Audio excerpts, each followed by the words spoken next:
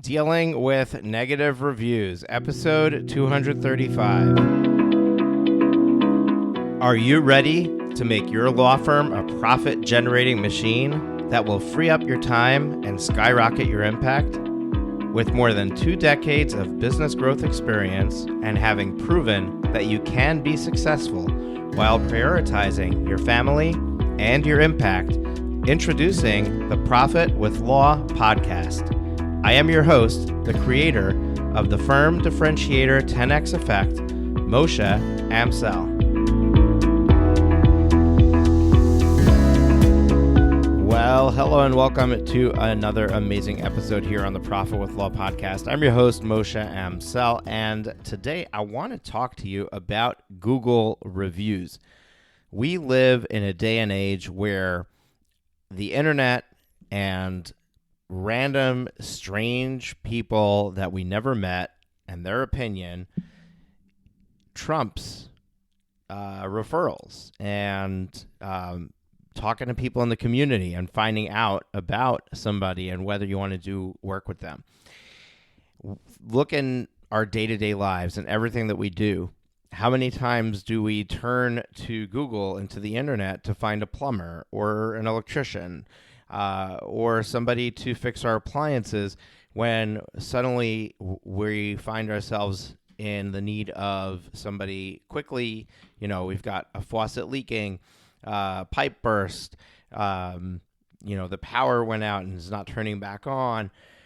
Any of these emergencies, and the first thing that we do is, or many of us, the first thing that we do is, if we don't already have a vendor that we work with, we go to Google and we look for somebody, and then we look at their reviews to determine whether we are going to call that particular person. And this is really important to understand, because when people are searching for legal services, they're doing the same thing. Sure, sometimes those referrals are coming from contacts. Sure, sometimes people have a social community they're dialed into where they can ask somebody, hey, do you know a good attorney to do XYZ?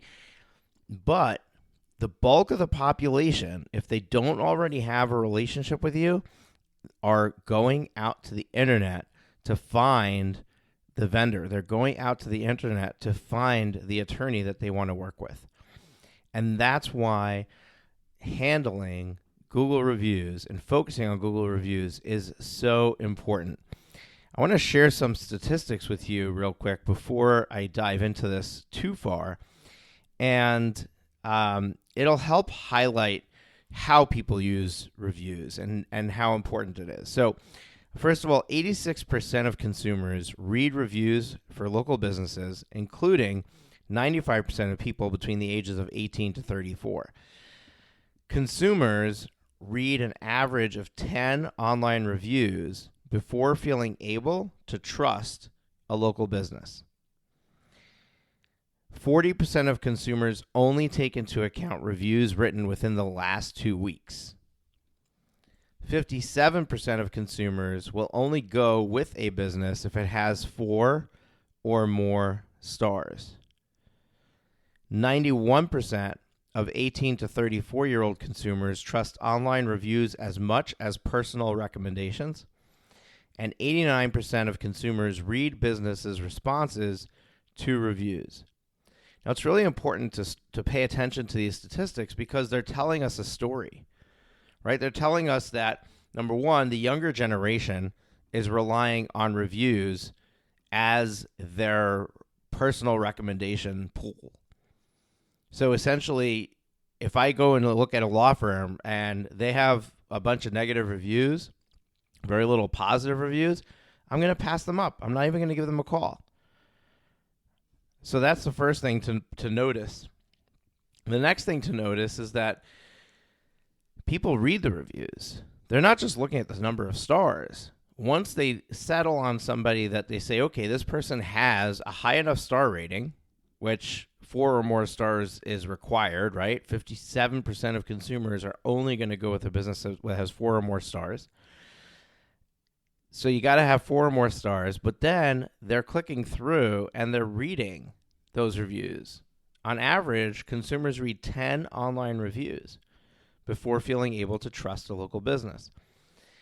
And then the last thing is 89% of consumers are reading businesses' responses to reviews. So I ask you to, the first thing to do is to ask yourself, do I even know what my current star rating is on Google? Do I know if anybody has ever posted a comment with their review on my Google My Business profile? Have I ever responded to somebody's review, whether positive or negative? Have I ever written a response to a review? If you don't know your star rating, if you don't know whether somebody left a verbal written response in their review of your business, if you have never responded to a Google review, then you are currently failing in the reputation management department for your business. And you have no idea how much business you're losing because of that. You don't know how many people are looking for you and passing over you because you've been ignoring this. And this is so easy to fix. It's so easy to resolve. And it's so easy to flip the script on Google reviews. Now, I wanted to focus this episode on negative Google reviews, but it's important to start with the most obvious.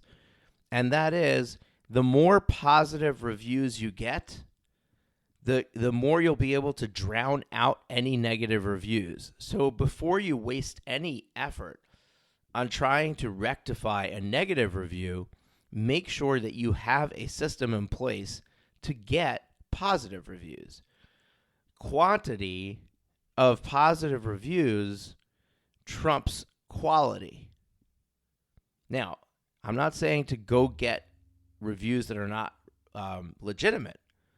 What I am saying is develop a system or a process to go to every client that you have that goes through your doors that is happy with your service and get them to leave a review. Now, my friend Sam Malai, in one of our most listened to episodes on the podcast to date, and this is a oldie but goodie original. We even had it as a replay episode. Sam Malai was interviewed on episode 49. So you can go to profitwithlaw.com/049, and it's called Getting Over 1,000 Google Reviews with Sam Malai. Now, I will tell you that at this point, that was recorded well over a year ago. It's probably almost 2 years. It's actually probably over 2 years since that episode was recorded. I could tell you for sure. Let me look at the date.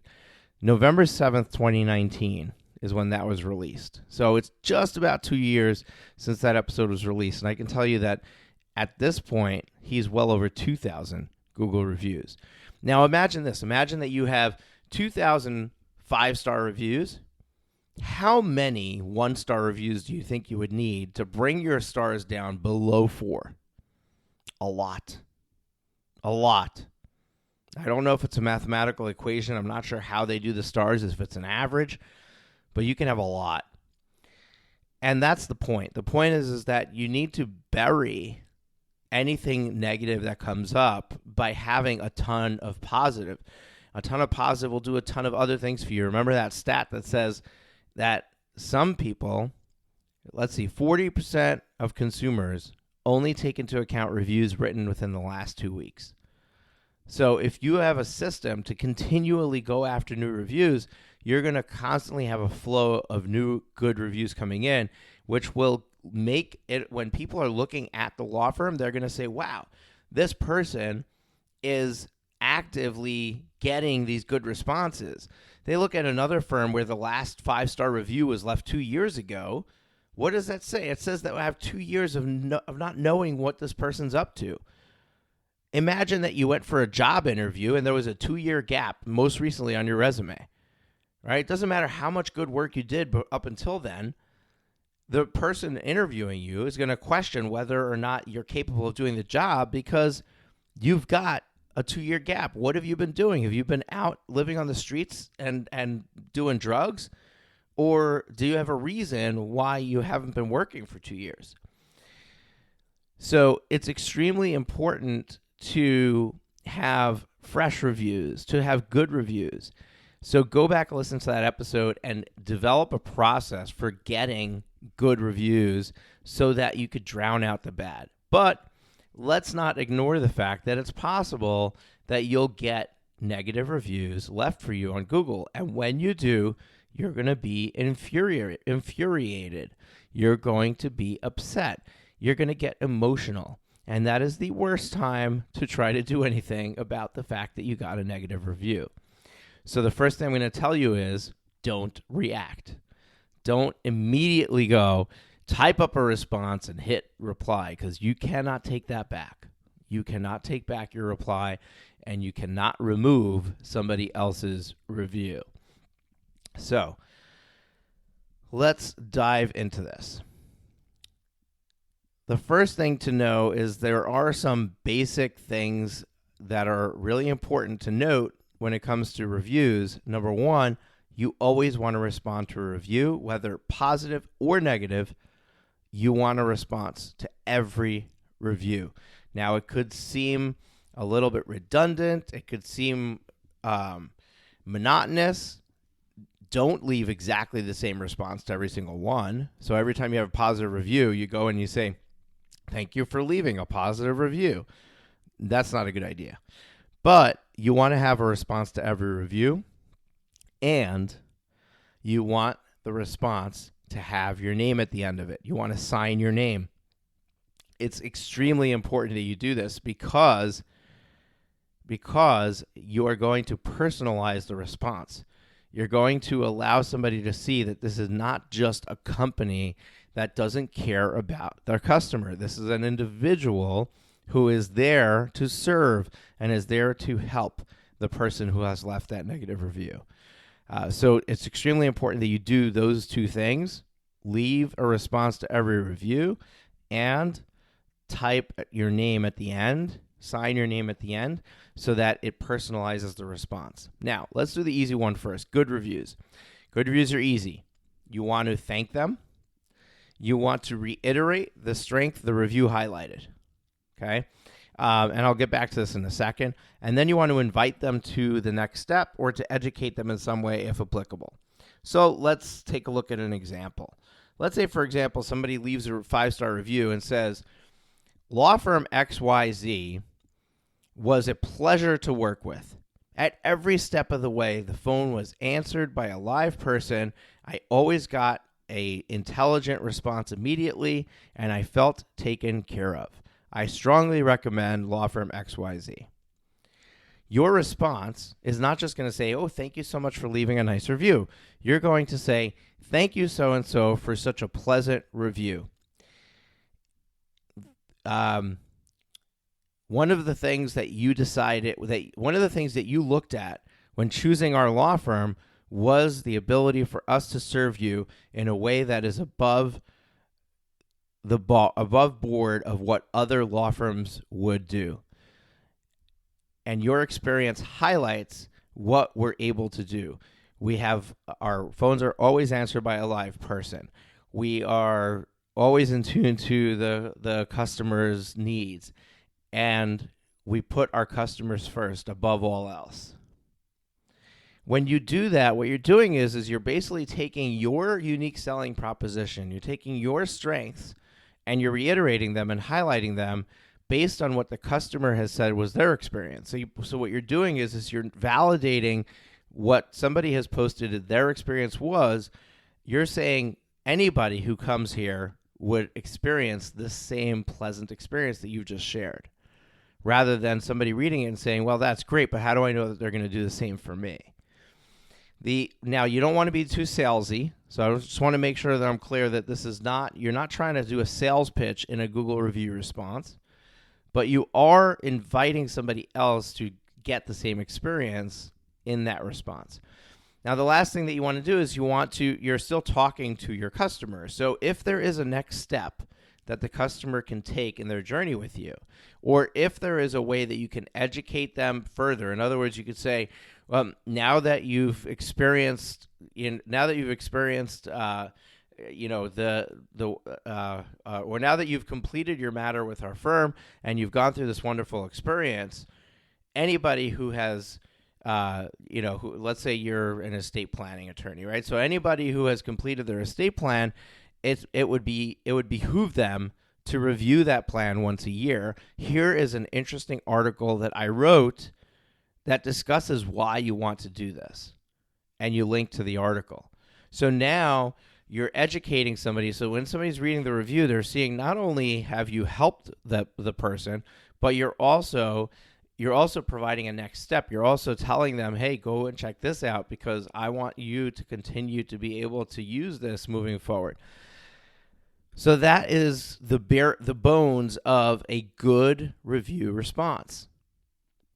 Now, yes, this takes time, but unless you're Sam Malai and you're churning out 100 reviews a day, which I'm sure he's not getting 100 reviews a day, but he's getting a lot. So that's a lot of responses.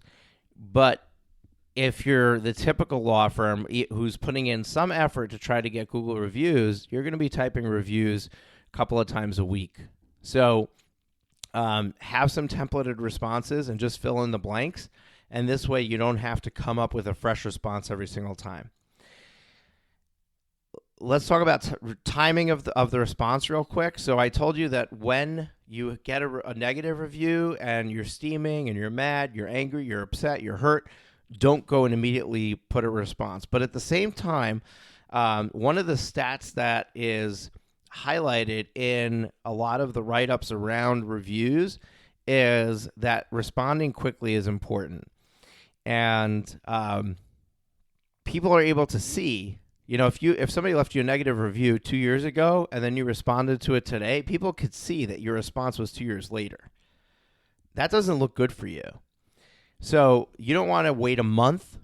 I mean, you want to respond fairly quickly. It doesn't need to be the same day, but within a week probably is a good parameter. So you want to have a system or a process.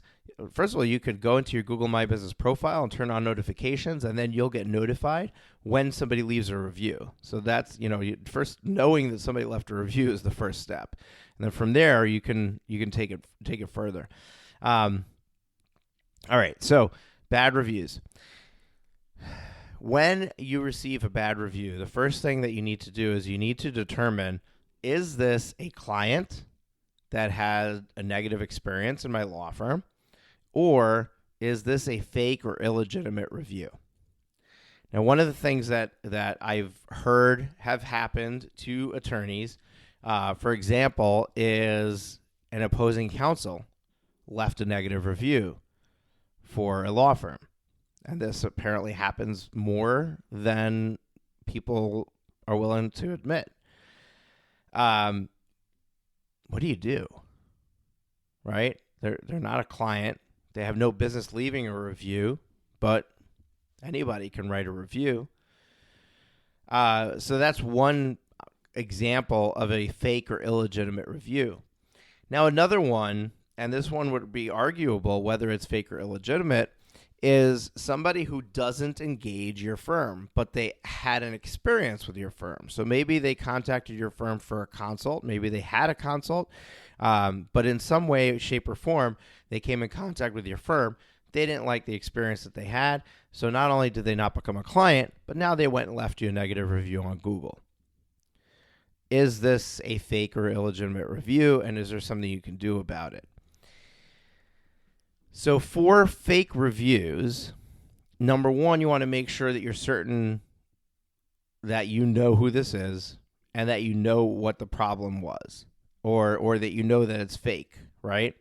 And then if you know who it is, you want to contact the person. Now, as crazy as this may be, contacting the person and calling them out on it and asking them, having a conversation with them to try to fix whatever issue it is that they had, and then asking them to remove the review could be an easy way to get this handled. Now, chances are if an opposing counsel left a negative review on your Google My Business profile, they're not going to have an amicable conversation with you, so that option's probably off the table for you, right? So you have a couple of options to deal with this with Google directly, and I'm going to go through those. In Google, you can flag a review as inappropriate. Now, you do not want to flag a review as inappropriate unless you are sure that it is a fake review. And Google has specific rules, right? So they have their content policy guidelines, and somebody has to be violating their content policy guidelines for Google to admit or say, yes, this is inappropriate, and take it down. Those are spam. There's a bunch of them that are not really relevant here, but spam and fake content is the biggest one, right? So any false content intended to boost rankings falls in this category. So basically, you could say, look, this isn't flag it as illegitimate. Flag it as inappropriate because this is spam. It's not a client. It's not somebody who ever had an interaction with our firm. This is somebody who is just out to boost their own rankings by putting us down. That's spam. Okay.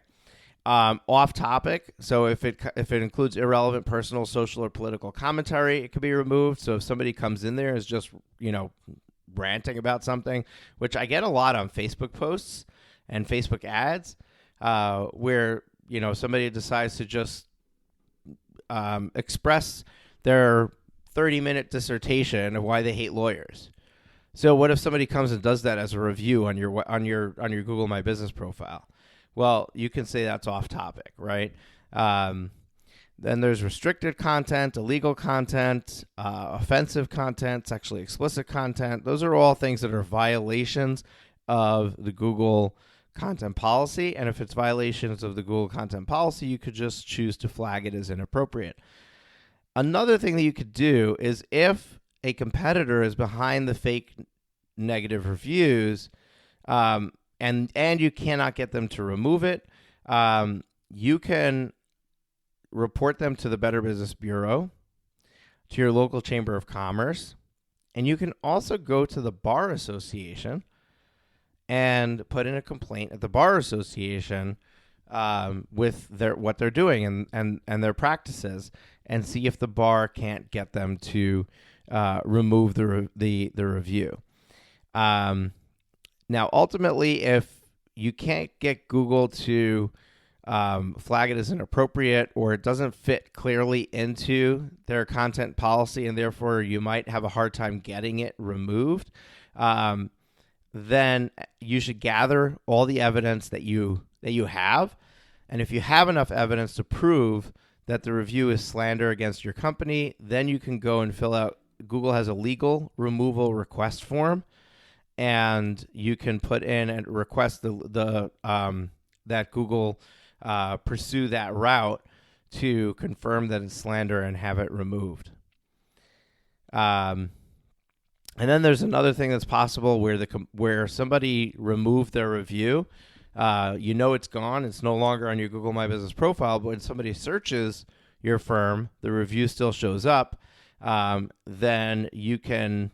There's another place in Google Search Console where you can put the link, the incorrect link, or the link that's no longer there, into Google Search Console and report it, and then Google Search Console will confirm it and remove that link. It's important to note that. So what I wanted to say is that when you choose to flag a review as inappropriate, if you do that too many times, Google is going to remove your ability to do that. They're going to, and there's things that they could do, right? So they'll penalize you because you have excess reviews that are being flagged and turn out to be legitimate. So you want to be careful with that option. Don't go and just flag inappropriate to every negative review and hope for the best. If it's truly a client that has a beef with your company, with your law firm, then you do not want to use the flag as an appropriate option. You have to use the options we're about to share with you. So everything I just shared was if it's a fake review or it's not a client that is reviewing. Now, the one thing that I shared with you is what if it's somebody who did a consult with your firm but didn't retain your firm? And I don't know if it makes a difference if they paid you or didn't pay you. Ultimately, the best thing to do is to go to. I think Google will call them a client, right? They legitimately had a contact with your firm. They didn't enjoy the experience. They left a review. It's kind of like somebody walks into a restaurant and they see roaches crawling on the table and they leave the restaurant. They never sat down. They never bought food. And they leave a review saying, I walked into the restaurant. There were roaches on the table. Why would Google take that down? It's not incorrect. It's true. That was the experience, right? So it's kind of hard to say that that's a fake review. It's a real review. It sucks that you didn't make money on them before they left the negative review, but maybe you did. Maybe you charged for the consult. So we're going to cover that in what I'm calling your client reviews. So when somebody leaves a negative review and they are a client or a potential client that had a negative experience with your firm, the very first thing that you want to do is you want to calm down, simmer down, breathe easy. Remember that, first of all, there are going to be some people who are just going to be those people. There's just some people who cannot wait to just share negativity out into the world. And the moment that they have a sniff of it, they're out there and they're doing their thing. Sometimes you just can't avoid that. Then there are some people who legitimately have a problem. And you need to investigate and determine what happened, what went wrong, and how can I make this right for them. Forgetting the negative review for a moment, deal with the customer service side of it. Now, if they're so far done that they don't even want to hear about it, you're not going to be able to rectify it with them. You still need to figure out what went wrong, how did this happen in my law firm, and how do I prevent it from happening with another client? Because the last thing you want is to have these negative reviews continue, because when you have multiple negative reviews with the same problem, that tells a reader who is looking at potentially calling your law firm to retain you, that tells them, oh, they have this problem, and not only was it wasn't just this one person who experienced it, but there's a dozen people who had the same issue. This law firm has this problem. I can expect that I will have that problem too if I retain them. So it's really important to nix the issue, get it to not happen again so that you don't have multiple reviews coming up with the same problem. So the first thing we want to do is we want to go to the client and we want to first do an internal review and understand what happened. If we don't understand what happened, we go to the client, talk to them, find out what happened, and find out how can I make it right.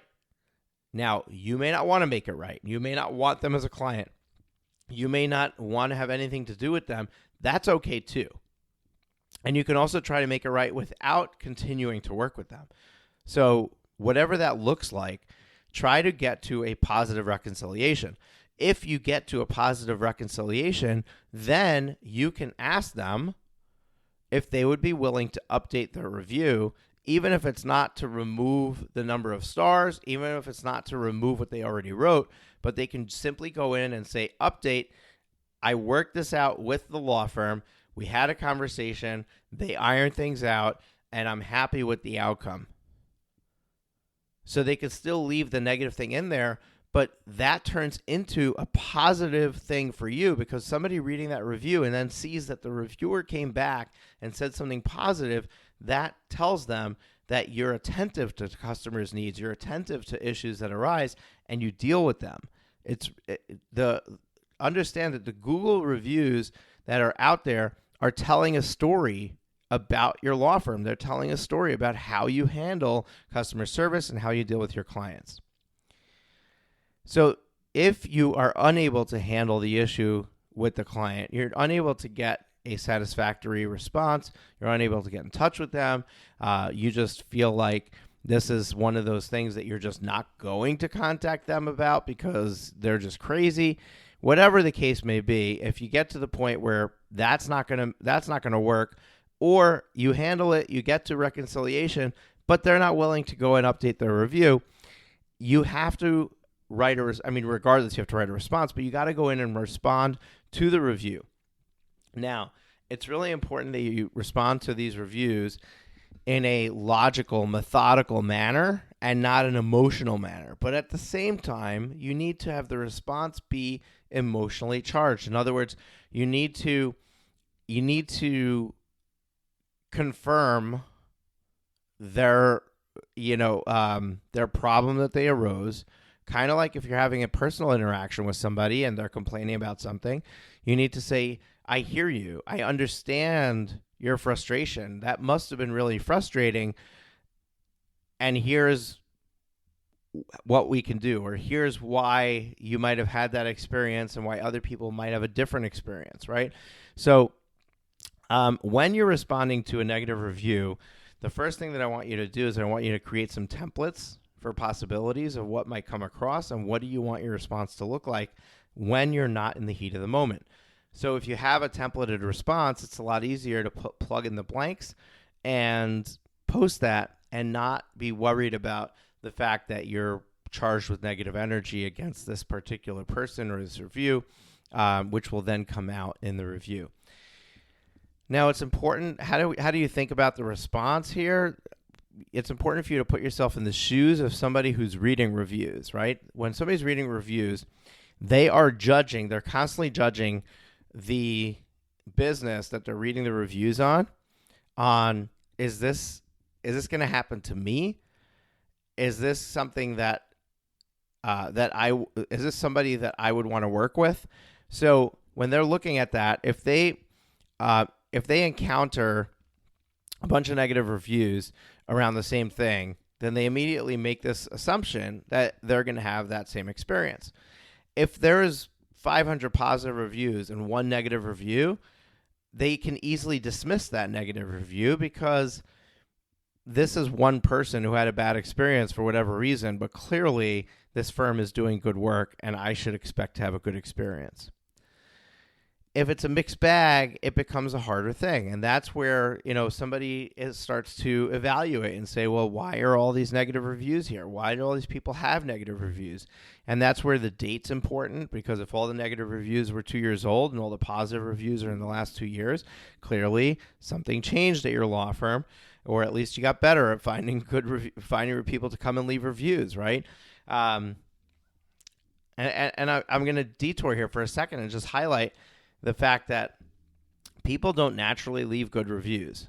People naturally leave bad reviews, right? Somebody who's happy with their experience, they don't necessarily feel compelled to go and leave a review. But as somebody who doesn't have a good experience, they want to get you. They want to make it hurt for you just like it hurts for them. They're much more likely to go and leave a negative review. So we definitely want to keep that in mind. So when you leave your review, you want to do a few things. Number one, you want to be compassionate. You want to show compassion. Now, even if you don't feel compassionate to the person who left the review, understand that somebody who comes to read the review, they don't know what happened behind the scenes. They don't know how crazy this person is. You do, but somebody reading it doesn't. Therefore, you have to respond as if the person reading the review is the one that left it. And therefore, your response is going to say, I know how you feel. That must have been frustrating. That must have not felt good. I wouldn't want that to happen to me either. And then you can explain or dismiss or say how we've discovered the problem and we've improved on it. So you can either explain what happened so that it's clear to the reader, what happened, why this is not your fault, which is not usually that's the worst tactic, but if that's the truth, that's the truth. Or you can admit guilt. And as long as you admit guilt and you say that this is how we improve the situation, or this is how we could improve it, or this is how you could get a better experience, as long as you do that, the admission of guilt doesn't count negatively against you. But if you admit guilt and you don't say how you've improved it, then somebody reading it is going to be like, great, they're own up to their problems, but they still have those problems, right? So you don't want to do that. So you can explain it or say why you're right. You can admit guilt and improve it, or you can deny it completely if it didn't happen. But then that doesn't look good at all. But still, again, the truth is the truth. So you gotta respond to it the way that you want, and then you want to give the person a next step, even if the next step is, hey, I don't want to work with you anymore, right? So you may want to say something like, I hope that you find the right attorney for to represent you for your matter or whatever, or you might say, we've reached out to you privately, and through customer service channels, we're able to rectify this issue for you, and we're glad that you brought it to our attention, even if it was here in a public forum, right? So you want to be able to convey to the people reading the review that this was resolved, and to the customer satisfaction, or not to the customer satisfaction, but you want to let them know that you've dealt with it. The worst thing that can happen is you don't respond at all, or you respond years later, right? So you got to be on top of these, and you got to be writing responses. I will link up in the show notes. There is a great article on HubSpot called